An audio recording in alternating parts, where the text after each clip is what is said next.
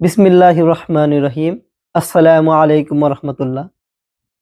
সূরা মুমিনুনের শুরুর ৯ আয়াতে মুমিনদের ৭টি গুণের কথা বর্ণনা করা হয়েছে, যার মাধ্যমে তারা জান্নাতুল ফেরদৌস প্রাপ্ত হতে পারে। ১ নম্বর, লৌকিকতা ও কপটতা মুক্ত সঠিক ঈমান।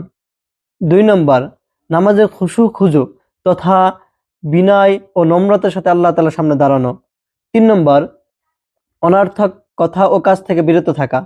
৪ নম্বর, সঠিকভাবে যাকাত আদায় করা, অর্থাৎ আল্লাহর হক আদায়ের সাথে সাথে বান্দার হক আদায়েও যত্নবান হওয়া। ৫ নম্বর, ব্যভিচার ও অশ্লীলতা থেকে নিজেকে বাঁচিয়ে রাখা। ৬ নম্বর, আমানতের হেফাজত করা এবং ওয়াদা পূর্ণ করা।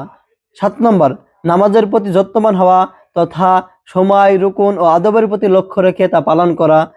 আল্লাহ তাআলা আমাদেরকে এগুলোর উপর আমল করে জান্নাতুল ফেরদৌস প্রাপ্ত হওয়ার তৌফিক দান করুন।